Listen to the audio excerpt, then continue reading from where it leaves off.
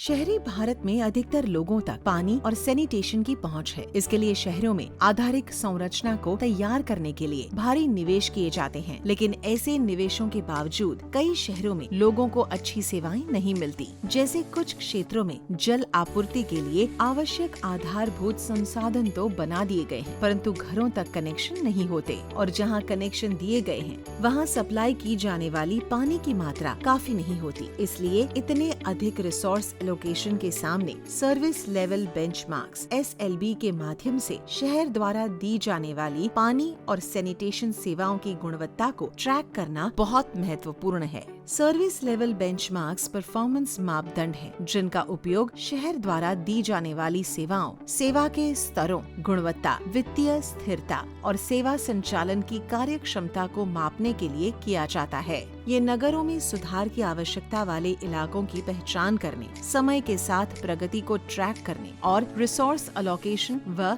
सेवा वितरण के बारे में सूचित निर्णय लेने में मदद करते हैं। सीवास ने परफॉर्मेंस असेसमेंट सिस्टम पास प्रोजेक्ट के तहत SLB डेटा के संग्रह, मान्यकरण और विश्लेषण की सुविधाओं के लिए एक ऑनलाइन पोर्टल बनाया है। पोर्टल पर जाने के लिए ब्राउजर में www.pass.org.in टाइप करें। हर शहर को अपना एक खास लॉगिन ID और केस सेंसिटिव पासवर्ड दिया जाता है। वेबसाइट के ऊपरी दाईं ओर अपना लॉगिन ID और पासवर्ड दर्ज करें। डेटा एंट्री पोर्टल में जाने के लिए लॉगिन बटन पर क्लिक करें। ये पोर्टल 4 भाषाओं में उपलब्ध है। डेटा रिपोर्टिंग के लिए डेटा एंट्री टैब पर क्लिक करें। यहाँ हमें चेकलिस्ट और टारगेट सेटिंग वाले टैब दिखाई देंगे। चेकलिस्ट पर क्लिक करें, जो हमें विषयगत डेटा की रिपोर्टिंग के लिए वर्कशीट्स पर ले जाएगी। अब हम या तो वर्कशीट में डेटा ऑनलाइन दर्ज कर सकते हैं या फिर सभी शीट डाउनलोड करके आवश्यक फॉर्मेट में डेटा इकट्ठा करने के बाद पोर्टल में दर्ज कर सकते हैं। ऑनलाइन डेटा रिपोर्टिंग के लिए सिलेक्ट फाइनेंशियल ईयर पर जाएं और ड्रॉप डाउन लिस्ट से वो साल चुनें जिसके लिए डेटा रिपोर्ट करना है। अब व्यू चेकलिस्ट पर क्लिक करें। चेकलिस्ट में 6 शीट हैं: general information, water supply, sewerage एवं drainage, solid waste management, ERI और रिलायबिलिटी। हर एक शीट में भरे जाने वाले डेटा को छोटे सेक्शनों में बांटा गया है। जैसा कि हम देख सकते हैं, हर एक डेटा एलिमेंट में रेफरेंस के लिए एक यूनिट और पिछले साल का डेटा होता है। सफेद सेल्स डेटा एंट्री के लिए होते हैं, जबकि पीले सेल्स वो डेटा दिखाई देता है जो सिस्टम द्वारा स्वतः रूप से कैलकुलेट होता है। यदि कोई शहर पहली बार डेटा भर रहा है तो पिछले साल का डेटा दिखाई नहीं देगा। किसी एक सेक्शन की डेटा रिपोर्टिंग पूरी हो जाने पर हम सेक्शन के अंत में सेव बटन पर क्लिक कर सकते हैं। यह सुनिश्चित करने के लिए कि डेटा इंटरनेट कनेक्टिविटी समस्या के कारण खो न जाए, हर एक सेक्शन के बाद सेव करने की अनुशंसा की जाती है। शीट में सारे एडिटेड डेटा को सेव करने के लिए हम सेव ऑल पर क्लिक कर सकते हैं। दर्ज किए गए डेटा वैल्यूज में किसी भी गलती को उजागर करने के लिए पोर्टल में 3 प्रकार की अंतर्निर्मित जांच मौजूद हैं। पहली, किसी सेक्शन में लाइन दर लाइन डेटा रिपोर्ट करते समय अमान्य वैल्यू दर्ज करने पर पॉपअप मैसेज आते हैं। आगे बढ़ने के लिए पहले इन्हें सही करना अनिवार्य है। दूसरी, डेटा दर्ज करते समय पॉपअप मैसेज आए लेकिन यह एरर उस सेक्शन को सबमिट करने से नहीं रोकता। ऐसे मामलों में अगर गलत चिन्हित की गई वैल्यू असल में उचित है तो हम रिमार्क्स बॉक्स में तर्क लिख सकते हैं। यह हर एक सेक्शन के बाद उपलब्ध है। तीसरी, किसी सेक्शन में सारा डेटा रिपोर्ट करने के बाद जब हम वैलिडेशन पर क्लिक करते हैं तो अनुचित डेटा को हाईलाइट करते हुए चेतावनी संदेश दिखाई देते हैं। उस सेक्शन को सबमिट करने के लिए पहले इन संदेशों के अनुसार डेटा को सही करना अनिवार्य है। रीसेट बटन से किसी भी सेक्शन के सारे डेटा को मिटाया जा सकता है। एक बार जब हम सभी 6 शीट के लिए डेटा सुनिश्चित करके उसे सेव कर लेते हैं तो हम सबमिट पर क्लिक करते हैं। शीट सबमिट करने के बाद डेटा को बदला नहीं जा सकता, इसलिए सबमिट करने से पहले यह सुनिश्चित करना जरूरी है कि डेटा सही है और जहां तक संभव हो सत्यापित भी है। शीट को जनरल इंफॉर्मेशन से लेकर रिलायबिलिटी तक इसी क्रम में सबमिट करना अनिवार्य है। अब हम पहली शीट शीट यानी सामान्य जानकारी से शुरुआत करते हुए हर एक शीट में डेटा रिपोर्टिंग को गहराई से समझेंगे। सामान्य जानकारी की शीट में हर एक विषयगत सेवा के लिए डेमोग्राफिक्स और सेवा प्रदाताओं की जानकारी के लिए डेटा एलिमेंट्स हैं। अब हम सफेद वाले सेल्स में डेटा भरेंगे। फिर इस डेटा के आधार पर पोर्टल परफॉर्मेंस संकेतक कैलकुलेट करेगा। एक बार डेटा भरने के बाद नवीनतम डेटा दर्ज करने के लिए सेक्शन में अपडेट बटन पर क्लिक करें। इसके बाद हम वैलिडेशन पर क्लिक कर सकते हैं, यह जांचने के लिए कि दर्ज की गई वैल्यूज में कोई गलती तो नहीं है। जैसा कि हम देख सकते हैं, पोर्टल स्क्रीन के सबसे ऊपर एक चेतावनी संदेश दिखा रहा है। इसमें कहा गया है वर्तमान वर्ष के घर और प्रॉपर्टीज की संख्या एक समान नहीं हो सकती, यानी हमें घरों और प्रॉपर्टीज संबंधी प्रश्नों के लिए दर्ज किए गए डेटा को अपडेट करने की जरूरत है। अगला संदेश देखने के लिए ओके पर क्लिक करें। डेटा में संशोधन करने के लिए हम अपडेट पर क्लिक करते हैं और दर्ज की गई वैल्यू को सही करते हैं। संशोधन करने के तुरंत बाद इस सेक्शन के अपडेट बटन से डेटा सेव करें और उसके बाद ही अगले सेक्शन पर जाएं, वरना पहले सेक्शन में दर्ज किया गया डेटा सेव नहीं होगा। एक बार पोर्टल द्वारा पहचान की गई त्रुटियों का समाधान कर लेने पर हम सेव ऑल बटन पर क्लिक कर सकते हैं। अब हम वाटर सप्लाई शीट की तरफ बढ़ते हैं। वाटर सप्लाई शीट में 9 संकेतकों पर डेटा एलिमेंट हैं। जल प्रदाय कनेक्शन का कवरेज, प्रति व्यक्ति जल की उपलब्धता, नॉन रेवेन्यू जल की मात्रा, मीटरिंग, जल आपूर्ति की निरंतरता, शिकायतों के निराकरण की क्षमता, प्रदाय जल की गुणवत्ता, जल प्रदाय में लागत की वसूली और वसूली की कुशलता। वैल्यू दर्ज करने के बाद वैलिडेशन बटन पर क्लिक करें और अगर कोई अनुचित डेटा हो तो संशोधन करें। जैसा कि हम देख सकते हैं, सबसे ऊपर एक संदेश नजर आने लगा है जिसमें लिखा है सेवा प्राप्त करने वाले कुल परिवार शहर में वर्तमान वर्ष के कुल परिवारों की संख्या से अधिक नहीं हो सकते।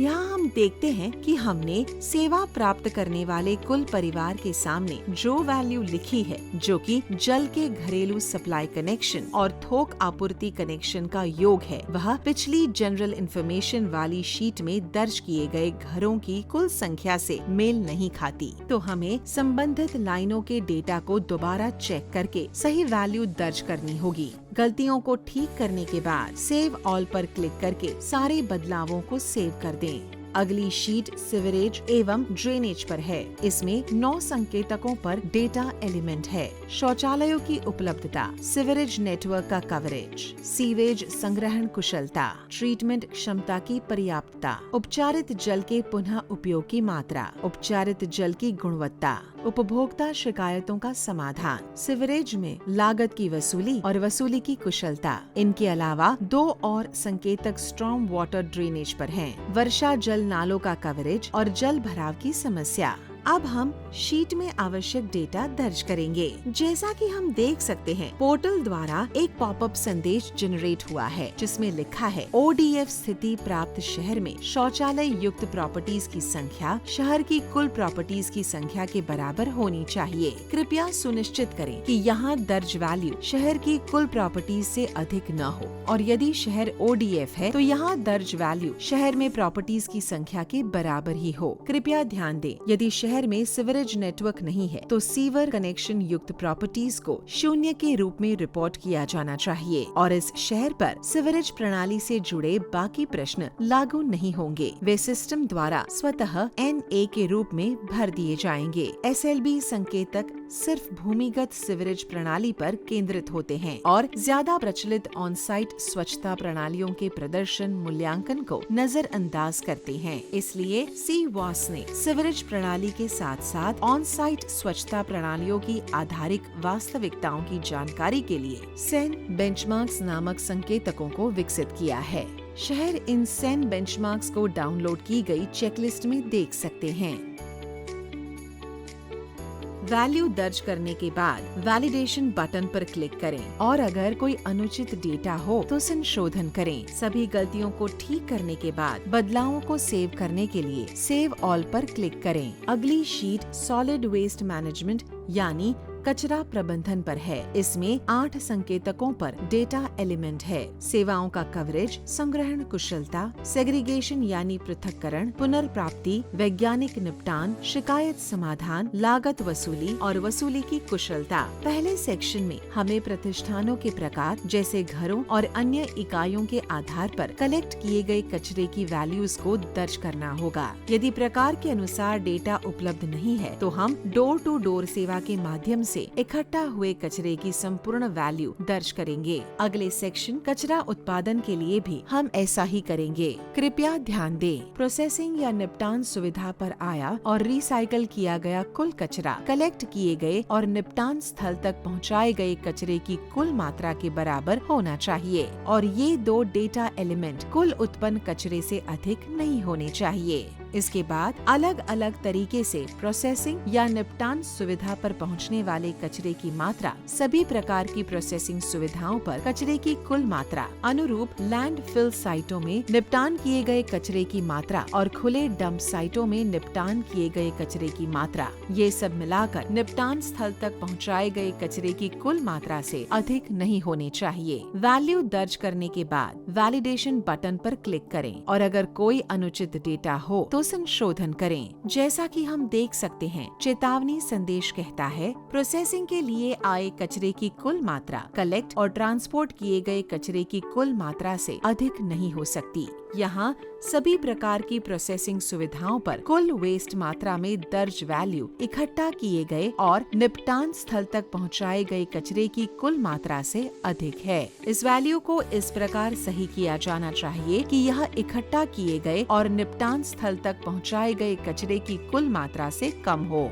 सेव ऑल पर क्लिक करके दर्ज किए गए डेटा को सेव करें। अगली शीट ERI यानी इक्विटी संबंधी जानकारी है। पहले सेक्शन में स्लम बस्तियों में सेवा वितरण का विवरण है। आगे आने वाले सेक्शनों में इन बस्तियों में पानी की सप्लाई, सीवरेज एवं on site sanitation, solid waste management और वित्तीय विवरणों के लिए आधारिक संरचना के बारे में जानकारी दर्ज करनी है। डेटा भरने के बाद अगर कोई त्रुटियां हैं तो उसकी जांच करने के लिए वैलिडेशन पर क्लिक करें। यहाँ चेतावनी संदेश कहता है, sewer network, septic tank, single pit, twin pit, अन्य सुरक्षित और असुरक्षित प्रणालियों से जुड़े शौचालयों का योग शहर में व्यक्तिगत शौचालयों की कुल संख्या के बराबर होना चाहिए। अब हमें दोबारा जांच करके सही वैल्यू दर्ज करनी होगी।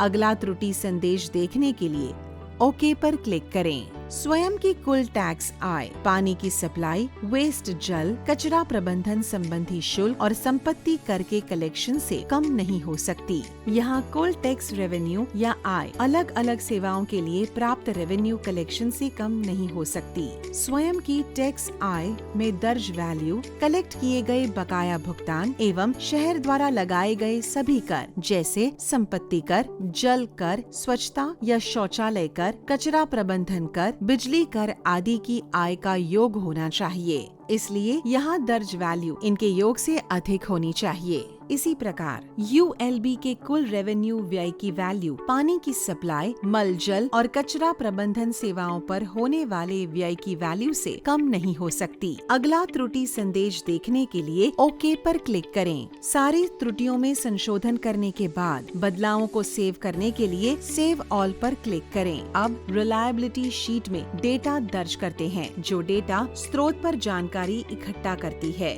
विभिन्न संकेतकों के लिए भरे हुए डेटा के स्रोतों की विश्वसनीयता को जानने के लिए इसमें 11 सबसेक्शन हैं। संकेतक की विश्वसनीयता डेटा के स्रोत और डेटा रिकॉर्ड रखने की प्रणाली के आधार पर तय की जाती है। डेटा स्रोत के हिसाब से जवाब को इस तरह मार्क किया जा सकता है, हाँ, नहीं, ND यानी नो डेटा और NA यानी नॉट एप्लीकेबल या लागू नहीं होता। शहर द्वारा चुने गए विकल्प के आधार पर सभी 28 सर्विस लेवल बेंचमार्क्स की रिलायबिलिटी A से लेकर D ग्रेड तक कैलकुलेट की जाएगी, जहां A सबसे ऊंचा और D सबसे नीचा ग्रेड है। डाउनलोड की गई चेकलिस्ट में हर एक शीट के रिलायबिलिटी ग्रेड सेक्शन में या फिर संकेतक रिपोर्ट में अपनी विश्वसनीयता ग्रेडिंग देख सकते हैं। अगला स्टेप है टारगेट सेटिंग यानी लक्ष्य निर्धारित करना। यह शहरों को अपने लिए चारों सेवाओं में सुधार के लिए लक्ष्य निर्धारित करने की सुविधा देता है। वाटर सप्लाई, सीवरेज एवं ड्रेनेज, सॉलिड वेस्ट मैनेजमेंट और वर्षा जल निकासी।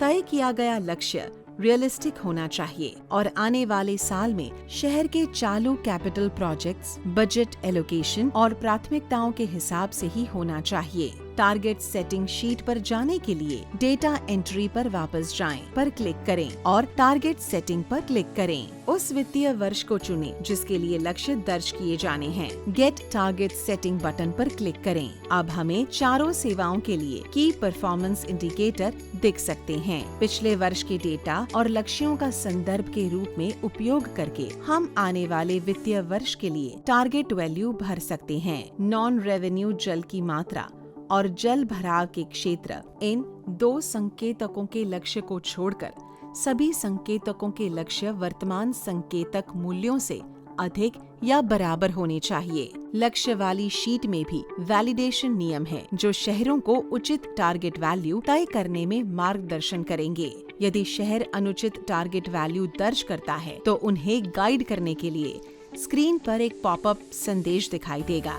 वैल्यू को एडिट करने के लिए अपडेट बटन पर क्लिक करें और उस सेक्शन के डेटा को सेव करें। हम शीट को एक्सेल या पीडीएफ फॉर्मेट में तत्संबंधी बटन पर क्लिक करके डाउनलोड भी कर सकते हैं। हम संकेतक रिपोर्ट भी पीडीएफ रूप में डाउनलोड कर सकते हैं। इस रिपोर्ट को यूएलबी के मुख्य अधिकारी या नगर आयुक्त द्वारा स्वीकृत किया जाना चाहिए।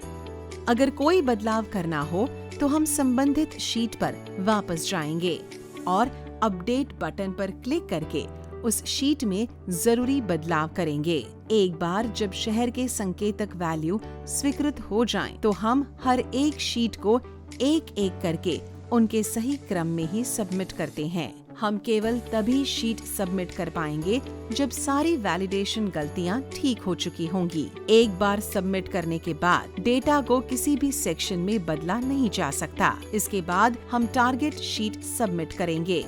हमने 28 service level benchmarks, 5 Sen benchmarks और 100 से ज्यादा लोकल एक्शन इंडिकेटर यानी LAI तैयार कर लिए हैं। लोकल एक्शन इंडिकेटर SLB के परिणामों को बेहतर ढंग से समझने में और सुधार के लिए अनुयोजन के सुझाव देने में मदद करते हैं। शहर हर एक शीट के अंत में LAI देख सकते हैं।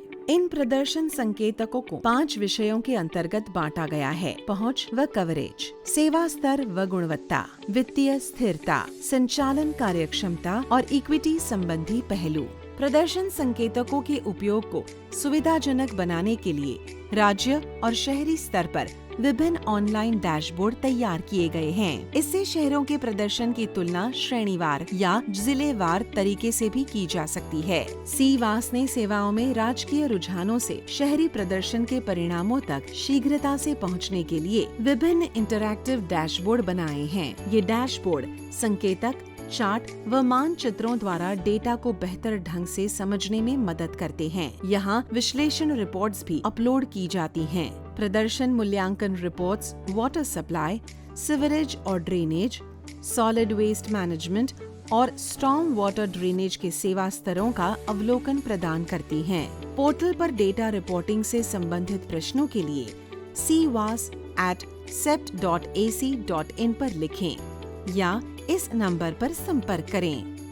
वैलिडेशन नियमों के बारे में अधिक जानकारी के लिए पास SLB चेकलिस्ट और टारगेट सेटिंग के लिए ऑनलाइन टूल पर दिशा निर्देशक दस्तावेज को देखें।